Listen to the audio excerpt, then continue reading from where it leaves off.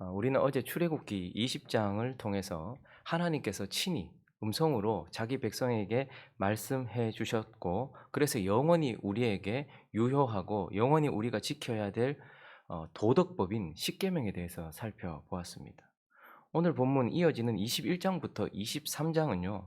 이 십계명에 이어지는 세부 세칙이라고 할 수 있습니다. 십계명을 헌법이라고 본다면 그 헌법을 수호하기 위한 세부 세칙들이 있을 수 있겠죠. 그래서 오늘 21장부터 23장까지 쭉 이어지고 있는 이 내용은 이 십계명의 세부 세칙으로서 특별히 이스라엘이라는 눈에 보이던 나라, 하나님의 나라의 시민으로서, 하나님의 나라의 백성으로서 나아가야 될 그의 삶에 대한 구체적인 지침들을 42개의, 그러니까 42개의 이런 판례 형식으로서 우리에게 주어진 시민법인 것입니다. 그러니 십계명은 헌법이라고 할 수 있고, 이 42개의 이 판례로 주어진, 지금 우리에게 주어진 이것은 이스라엘 백성들의 시민으로서, 하나님의 나라의 백성 시민으로서 지켜야 될 시민법에 대한 것입니다. 자, 그런데 이 도덕법인 십계명은 여전히 우리에게 유효하고 영원히 우리에게 유효해요. 그러나 지금 여기에 주어져 있는 21장부터 23장까지는 이스라엘이라는 한 나라의 공동체로 있었을 때에, 눈에 보이던 외적인 나라로 있었던 이스라엘 백성들의 시민들에게 주어졌던, 지금은 이제 우리에게 유효하지 않은 시민법임에도 불구하고 우리에게 말씀으로 이렇게 주어진 이유는 무엇이겠습니까? 우리는 더 이상 이제 하나님의 나라 이스라엘이라는 외적인 나라의 시민이 아니기 때문에 이것은 우리에게 유효하지 않지만, 왜 이것을 우리에게 주셨을까요? 그것은 바로 여전히 하나님의 백성으로서, 하나님의 나라의 시민으로서 살아갈 때에 그들에게 주어졌던 이 시민법이 여전히 우리에게는 영적인 원리를 가르쳐주고, 하나님의 영적인 나라의 백성으로서, 하나님 나라의 영적인 백성 시민으로서 살아가는 우리에게 영적인 원리와 영적인 교훈을 여전히 주고 있기 때문에 이것을 우리가 외적으로 지키지는 않지만 영적인 원리를 우리가 받을 수 있는 것입니다. 그래서 이제 이 21장부터 시작되어지는 이 시민법의 오늘 내용을 통해서는요, 사람을 어떻게 대해야 되는가에 대한 원리를 우리에게 가르쳐 주고 있는데, 오늘 몇 가지 교훈을 살펴보면서 하나님 나라의 영적인 하나님 나라의 시민으로서 우리는 영적인 어떤 원리를 가지고 살아야 될지 한 두 가지 교훈을 살펴보려고 하는데, 그 첫 번째는 약한 자를 대하는 원리를 먼저 우리에게 보여주고 있습니다. 자, 21장 1절 2절 말씀 한번 읽어볼까요? 시작. 내가 백성 앞에 세울 법규는 이러하니라. 네가 히브리 종을 사면. 자, 여기까지. 자, 오늘 이 시민법의 1조 1항 이렇게 시작하는 이 부분에 있어서는 히브리 종에 대한, 그러니까 종에 대한 규례, 가장 사회적으로 약하고 가장 사회적으로 보호받지 못하던 종과 같은 사람들을 어떻게 대해야 하는가에 대한, 종에 대한 규례로 시작하고 있는데, 여기서 우리가 한 가지 짚고 넘어가야 될 것이 있습니다. 우리가 보통 종이라고 하면 우리가 일반적으로 생각하는 전혀 주권도 없고 인권도 없는 노예라고 생각을 합니다. 그러나 이스라엘 나라 안에는 이런 노예 제도가 없었습니다. 그래서 많은 사람들이 야, 하나님 참 악하시다, 하나님 봐라, 사람을 노예로 이렇게 하는 것을 당연하게 생각하시면서 이런 말씀들을 제시하신 것이 아니냐, 이렇게 생각할 수 있는데, 사실 히브리 민족들 안에는, 이스라엘이라는 나라 안에는 우리가 일반적으로 생각하는 노예 제도가 있었던 것이 아닙니다. 여기서 말하는 것은 노예가 아니고 종을 얘기하는데, 누군가가 누군가의 종이 되었다는 것은 사실 경제적인 이유 때문입니다. 자기의 경제적인 파탄 때문에 더 이상 이 자기가 빌렸던 돈, 이런 것들을 변제할 수 없고 지금 파산이 난 경우에 이 사람이 자발적으로 누군가에게, 돈을 빌린 사람이기나 누군가에게 자기 자신을 종으로 들여서 어떻게 하는 거예요? 한시적인 기간 동안, 그동안 일을 해주는 거예요. 그 집에서 일을 해주고, 그리고 이 한시적인 기간이 끝나면, 특별히 6년이 끝나고 나면 7년째는 그냥 내보내주는 것입니다. 그러니까 여기서 말하는 종은 경제적인 이유로 인하여서 자기가 자발적으로 종이 된 자로서, 쉽게 말하면 계약 겸습 노동자, 이렇게 생각할 수 있습니다. 돈을 받으면서, 그리고 자기가 지금 빌린 돈을 갚으면서 월급도 받고 거기서 밥도 먹고 이 모든 것들을, 의식주를 해결해 가는 계약 겸습 노동자, 혹은 확대된 가족 정도로 생각할 수 있는 것입니다. 그래서요, 이 종의 제도를 둔 이유는, 한 사람이 파산을 했어요. 그냥 내버려두면 아무것도 하지 못해요. 어떻게 해요? 이 사람이 자기 자신을 종으로 들여서 일을 해주고 먹고 살고 하면서 6년이라는 시간 동안 그렇게 자기가 졌던 빚을 해결해 줄 수 있도록 하고, 7년째는 어떻게 그냥 내보내주면서 다시 이 사람이 삶을 살 수 있도록 해주기 위한 그러한 구제 방편이었다라는 것을 우리는 좀 생각해 볼 필요가 있습니다.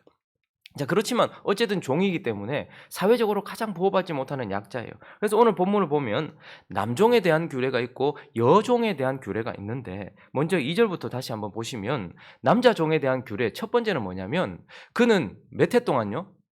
6대 동안, 그가 빚이 얼마 졌든지 간에 어쨌든 6대 동안 섬기고 7째에는 어떻게 해요? 몸값을 물지 않고, 그러니까 자유를 주라는 거예요.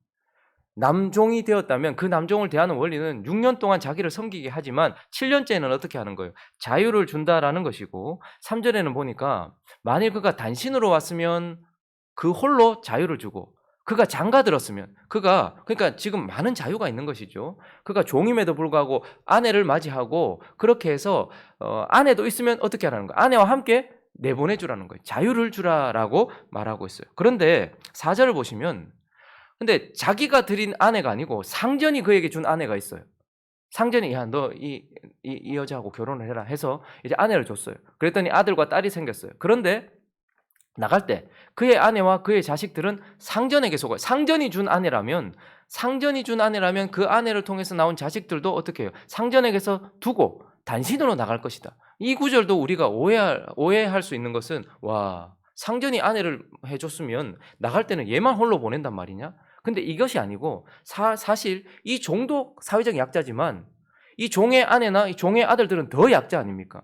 근데 여기서 지금 홀로 내보낸다는 것은 뭐냐면, 혹시나 더 이상 돈을 갚지 못하는 능력으로 완전히 파산했던 사람이 6년 만에 나가는데 다시 삶을 꾸릴 만한 능력이 안 될 수 있잖아요.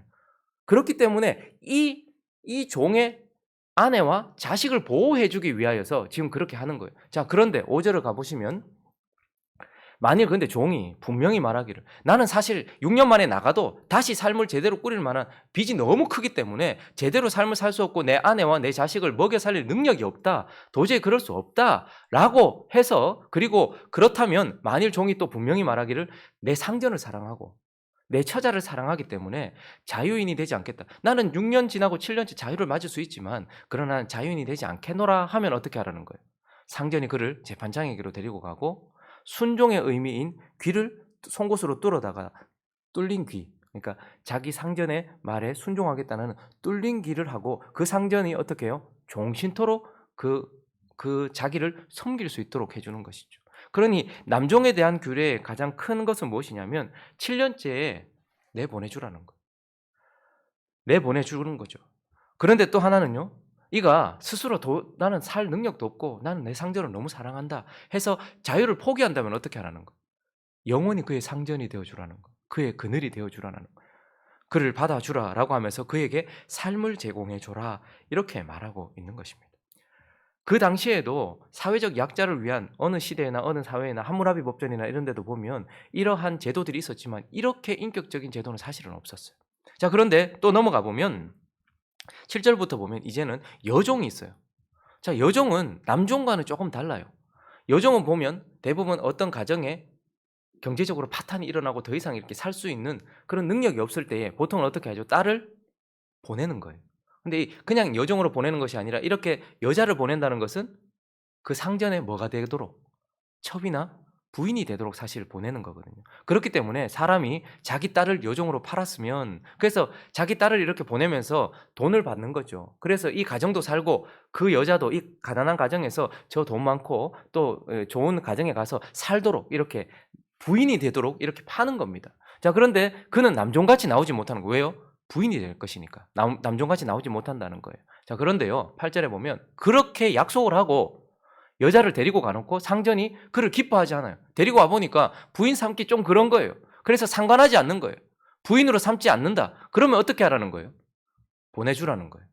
네가 돈을 주고 샀지만 보내주라는 거예요. 그리고 그 여자를 네가 속인 것이니까 부인으로 삼겠다고 데리고 가놓고, 이 가정에 어떤 지참금을 주고 그렇게 데리고 가놓고 부인으로 삼지 않으면 보통은 어떻게 합니까? 마구잡이로 하잖아요. 그런데 그 여자를 네가 속인 것이니까 그냥 속량해 주거나, 그리고 외국인에게는 절대 팔지 않도록 그 여자를 보호해 주는 것이죠. 그래서 여종에 대해서는 뭐라는 거예요? 남편이 되어 주라는 거예요. 남편이 되어 주라. 그리고 9절에 보시면요, 그런데 자기의 부인으로 삼기 위해서 여종을 데려온 것이 아니고 자기 아들의 부인을 삼기 위해서 데리고 왔다면, 만일 그를 자기 아들에게 주기로 하였다면 그를 어떻게 대해주라는 거예요? 딸같이 대해주라는 거예요.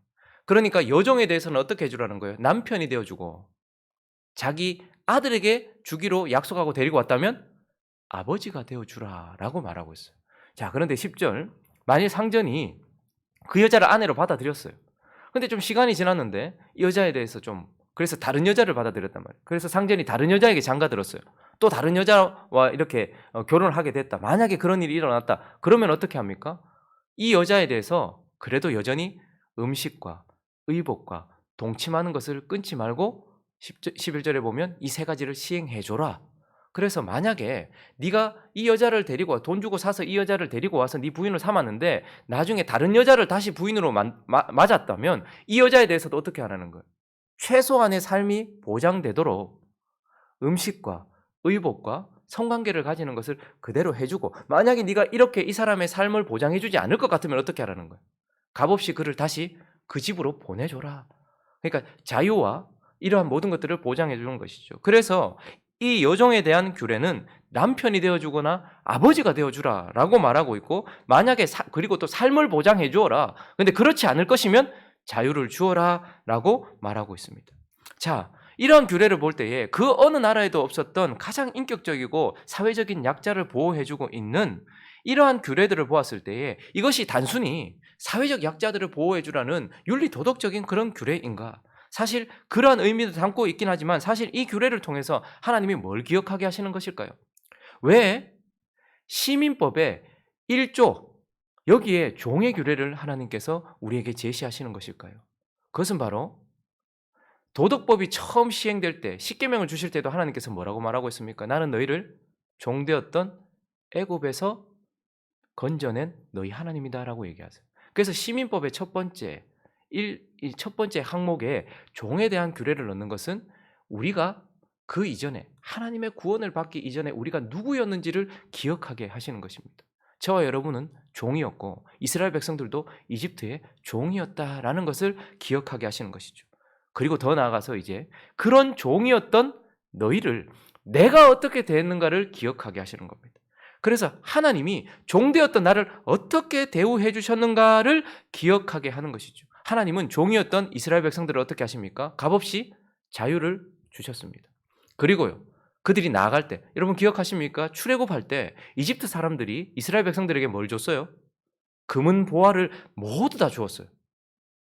나갈 때에 그냥 내보내지 않고 어떻게 하는 겁니까? 최고 좋은 것들로 채워서 자유를 주었단 말입니다. 그런데 이스라엘 백성들이 나가서 자기 마음대로 하기로 했습니까? 아니면 하나님, 나는 이 종처럼 나는 내 주인을 사랑하고 나 스스로 살 수 있는 능력이 없습니다. 그래서 나는 영원히 하나님의 종이 되겠습니다라고 언약을 맺었어요. 그때 하나님께서 어떻게 하십니까? 영원히 우리의 주인이 되어 주시는 것이죠. 그래서 이 첫 번째 시민법의 종에 대한 규례를 통하여서 우리가 누구였는지를 기억하고, 그런 우리, 종되었던 우리를 하나님이 어떻게 하셨는지를 기억하게 하시는 겁니다. 그래서 신명기 15장은 11절부터 이렇게 말씀하고 있습니다. 좀 더 구체적으로 말하고 있는데, 땅에는 언제든지 가난한 자가 그치지 아니하겠으므로 내가 내게 명령하여 이르노니 너는 반드시 네 땅 안에서 내 형제 중 곤란한 자와 궁핍한 자에게 내 손을 펼칠지니라.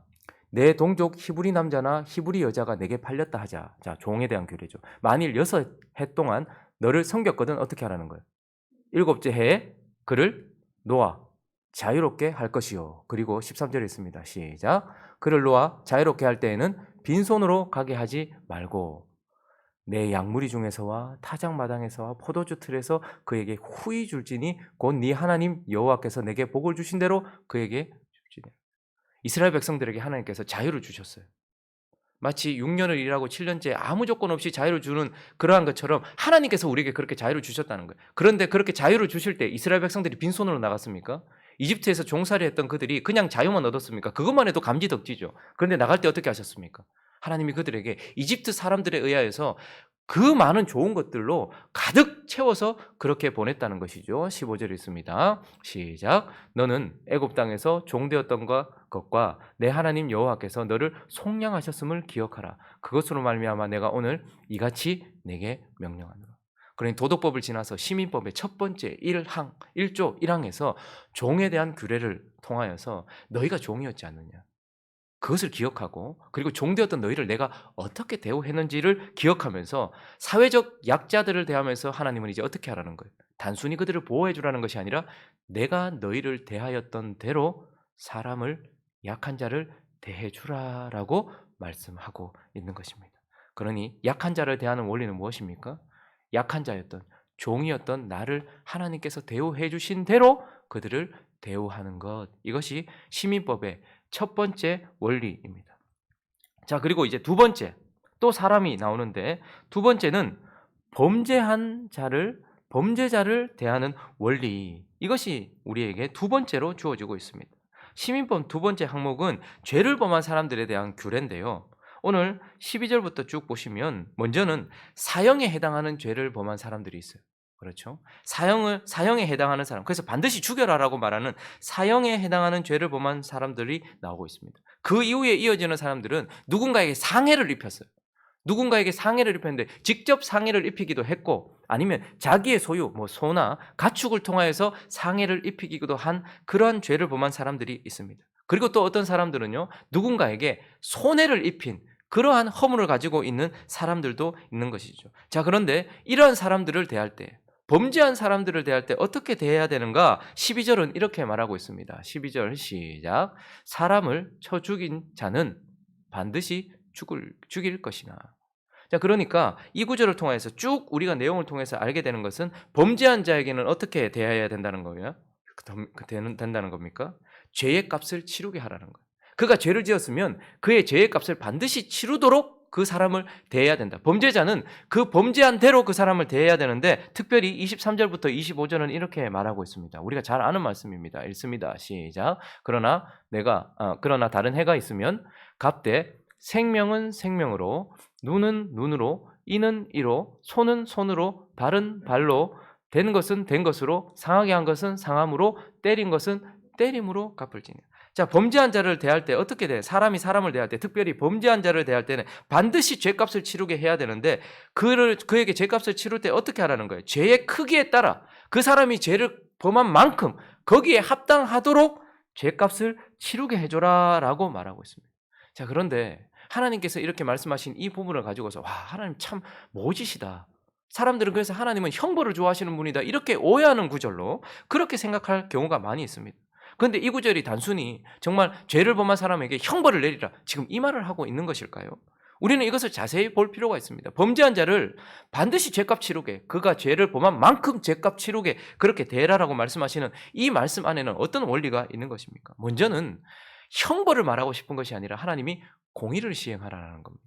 사람을 공의롭게 대하라는 거예요. 그래서 어떤 사람이 죄를 범했을 때 그 죄의 크기만큼 누군가에게 피해를 입혔다면 그 피해를 준 만큼 그에게 응징함으로써 어떻게 해요? 죄를 억제하도록 하는 것입니다. 누군가가 사람을 죽였으면 그 사람을 죽임으로써 그 죄의 크기에 대하여 보응을 함으로써 죄를 억제하는, 그것을 보는 사람들이나 또한 죄를 범한 사람이 내가 다시는 죄를 범하면 안 되겠구나라는 죄를 억제하기 위함이고, 또 하나는 피해를 입은 사람이 자기가 입은 만큼 보상해 줌으로써 어떻게 하는 거예요? 복수를 억제하는 거예요. 우리가 누군가가 내한테 100을 잘못을 했는데 20만 그 사람이 갚았다. 그러면 80이라는 것이 남아있기 때문에 내 안에는 복수심이 있어서 또 다른 범죄를 하게 된다는 말이죠. 그런데 어떤 사람은 자기가 죄를 범했는데 거기에 대해서 아무런 대가를 치르지 않는다면 죄에 대하여 두려움 없이 앞으로 계속해서 죄를 범할 것 아닙니까? 그러니까 하나님은 공의를 시행함으로써 피해를 준 사람은 그만큼 자기가 피해를 받음으로써 죄를 억제하게 되고, 피해를 본 사람은 자기가 피해 본 만큼 보상을 받음으로써 복수를 억제함으로써 죄의 반복되는 순환, 이것을 막게 하는 것입니다. 그리고 또 하나, 하나님이 공의를 시행하라고 하지만 또 하나 이 원리 가운데는 하나님께서 공의를 시행하도록 해라라는 원리가 들어가 있는 것입니다. 우리는 흔히 이에는 이, 눈에는 눈, 손에는 손, 된 것은 된 것, 상한 것은 상한 것, 때린 것은 때린 것 갚으라. 이것을 받은 만큼 복수해 주라라고 생각을 해요. 그러나 이것은 그것을 의미하는 것이 아니고 22절에 보시면 중요한 구절이 나오는데 22절에는 마지막 셋째 줄을 한번 읽어볼까요? 시작. 그 남편의 청구대로 반드시 벌금을 내되 재판장의 판결을 따라. 보이십니까? 그러니 범죄한 자를 대할 때는요. 내가 범죄한 자를 대하는 게 아니에요. 누구를 통해서요? 재판장을 통해서. 그러니 이에는 이 눈에는 눈. 이 말은 뭐냐면 너는 절대 이에는 이 눈에는 눈으로 갚을 수 있는 사람이 아니다. 너는 이가 하나 빠졌으면 그 사람의 목을 칠 사람이다. 그러므로 절대로 사적인 복수, 사적인 공의를 시행하지 않도록 하는 겁니다. 그 대신에 어떻게 하는 거예요? 공적으로 이것을 시행하도록 함으로써 하나님은 범죄한 자를 대할 때 공의로 대해라. 그러나 또 하나 하나님이 공의롭게 대할 수 있도록 하나님이 세우신 기관을 통하여서 공의를 시행해라라고 말씀하고 있는 거예요. 그래서 로마서 12장 19절을 보시면요. 이렇게 말씀하셨습니다. 로마서 12장 19절 읽어볼까요? 없나요? 찾아볼까요? 로마서 12장 19절입니다. 제가 읽어드릴게요. 내 사랑하는 자들아 너희가 친히 원수를 갚지 말고 하나님의 진노하심에 맡기라. 기록되었으되 원수 갚는 것이 내게 있으니 내가 갚으리라고 주께서 말씀하시니. 그러니까 하나님 공의를 시행하되 네가 시행하지 말라라고 말씀하세요. 그리고 어떻게 하라는 거예요? 내게 맡기라라고 말하고 있어요. 자, 그러면 우리는 공의롭게 범죄한 자에게 공의롭게 대하라고 하셔놓고 내게는 아무것도 하지 말게 하시고 내게 맡기라 하시는데 그러면 나는 어떻게 해야 되는 것인가? 그런데 로마서 12장 이 구절을 지나고 나면 13장으로 넘어가 볼까요? 13장 1절부터 이렇게 얘기하고 있습니다. 자, 공의를 너는 복수를 하지 말고 너는 그렇게 하지 말고 내게 맡기라라고 말씀하신 하나님이 곧바로 13장 1절부터 이렇게 말하고 있습니다. 각 사람은 위에 있는 권세들에게 복종하라. 권세는 하나님으로부터 나지 않음이 없나니 모든 권세는 다 하나님께서 정하신 바라. 그러므로 권세를 거스리는 자는 하나님의 명을 거스림이니 거스리는 자들은 심판을 자취하리라.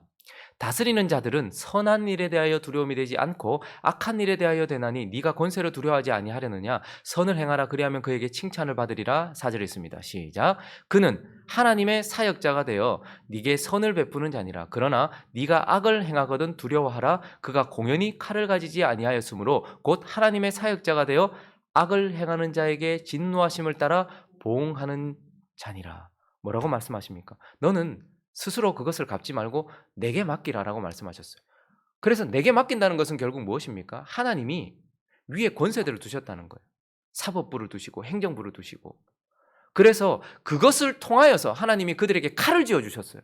그래서 그들을 통하여 법대로 이에는 이 눈에는 눈 그렇게 할 수 있도록 하나님께서 그러한 기관들을 두셨으므로 우리가 범죄한 자들을 대할 때는 어떻게 하는 거예요? 고소를 하는 거예요. 거기에 맡기는 거예요. 그러니까 어떤 사람들은 범죄한 자를 대할 때 하나님께서 내게 맡기라고 하니까 그냥 없던 걸로 덮어두는 거. 여러분 절대 그렇지 않습니다.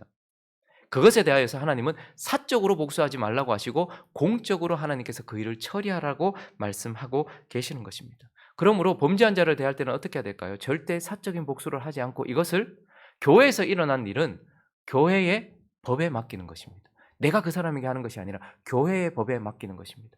그리고요.